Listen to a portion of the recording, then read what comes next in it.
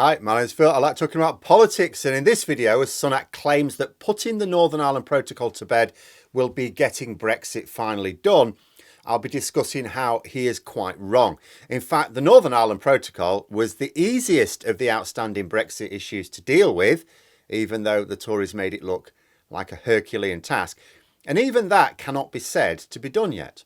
But first, if you'd like to be notified of daily news and politics, please subscribe to the channel and click the bell notification icon.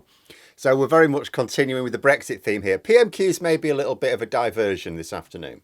Can't imagine Brexit's going to be a major theme there, but it might be. But anyway, I've made no secret of wanting Brexit to be reversed, fully reversed. I'm not an EFTA fan, full reversal. But I am going to be discussing the issues in this video from the point of view of someone who, say, wants to remain outside the EU, even the customs union single market permanently. What needs to be done? At the end of it, you may see why reversal is the only real solution. When we left the EU, we actually had quite a lot of outstanding tasks to complete. And most of them are still incomplete, not only incomplete, but not even works in progress. In a nutshell, you could consider that upon leaving the EU, I would say we had 5 major outstanding areas to deal with. I'll go through them quickly before looking at each one in a little bit more detail. So the first, the Northern Ireland Protocol.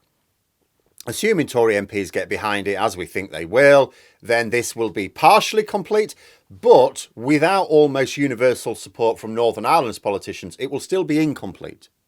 So we actually have to wait on the DUP to see if we can really tick this one off yet. The second was a trade agreement with the EU. Now you may think, oh, well, the government sorted that one out, Phil. They didn't. That's still in progress. Third, customs controls. Fourth, standards controls. And fifth was setting up various regulatory bodies needed to oversee standards inside the UK. So going through these one by one. Northern Ireland Protocol, which the Tories now refer to as the Windsor Framework, probably quite sensibly, as a way of pretending that the protocol was replaced rather than just amended. That puts a stop to the wrangling between the Tory government and the EU, assuming it is now implemented properly. That should stop that wrangling. So that is a major problem dealt with. Great. But think about what's the reason for the protocol existing in the first place. It was to ensure political stability in Northern Ireland. If the arrangement is not accepted by the major political groups in Northern Ireland, and right now the DUP are central to that, then it still won't have done its job. Now, there'll be no political appetite in either London or Brussels to modify it further. As far as they'll be concerned, it's done. But there will still be work to do in order to get Northern Ireland politically back to where it was before Brexit, because that is the whole point of the protocol. So until power sharing is re-established and there is at least acceptance of the new framework, then the Tories cannot actually tick this one off as complete. Don't get me wrong. Completely understand why Sunak wants to say, like what he's saying at the moment is he's appealing to his Tory MPs, help, Brexit will be done if you do this. Just get this through and Brexit is done. I totally get why he wants to say that. Not only was it a manifesto promise at the last election, he's going to be fighting the next election. That's now certain. As certain as you can be with the Tories. But he needs to be able to say he got Brexit done. Because Boris Johnson said he got Brexit done, but people don't really believe it. But the Tories know that they attracted the votes of people who didn't actually want to leave the EU. Yes, they attracted a lot of people who did as well. But there was a lot of people voted Conservative, not because they wanted to leave the EU, because they just wanted Brexit finished with. That was the slogan, get Brexit done. It was for people who just said, look, I don't really want to leave the EU. If you give me a choice, I'll say no. But I just want it dealt with. It's going on too long. Just deal with it one way or the other.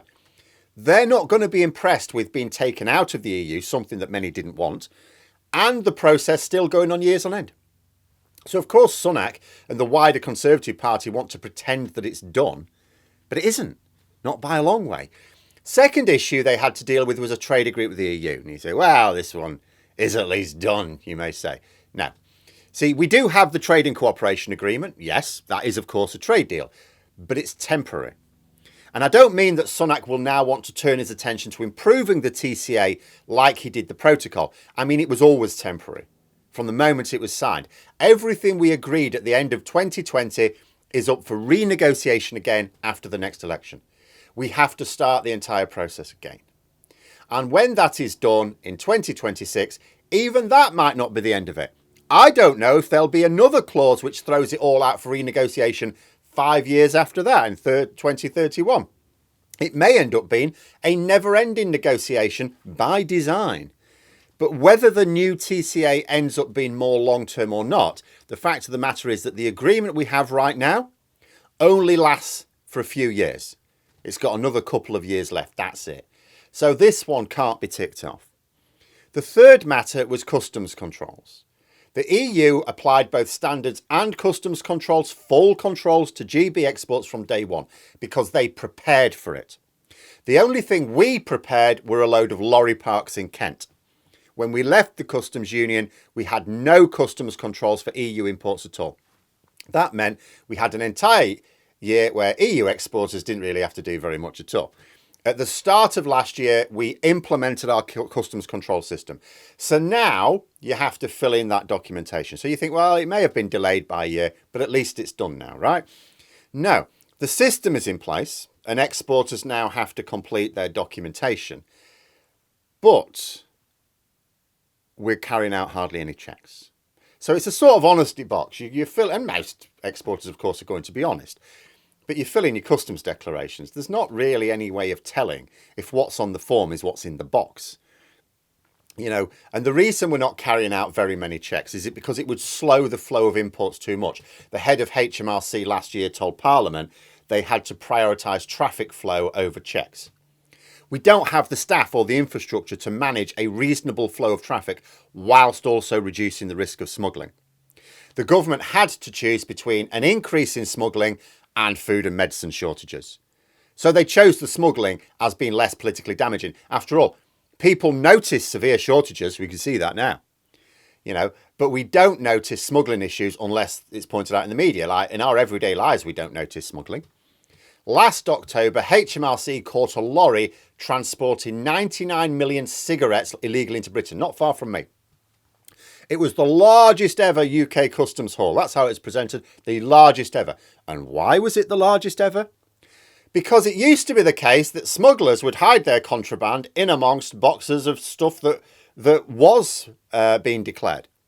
But they're now so confident that their contraband will just sail through that they do not bother to hide it. This lorry was jammed full. All you had to do was open the door and it was quite clear this is not supposed to be coming into the country.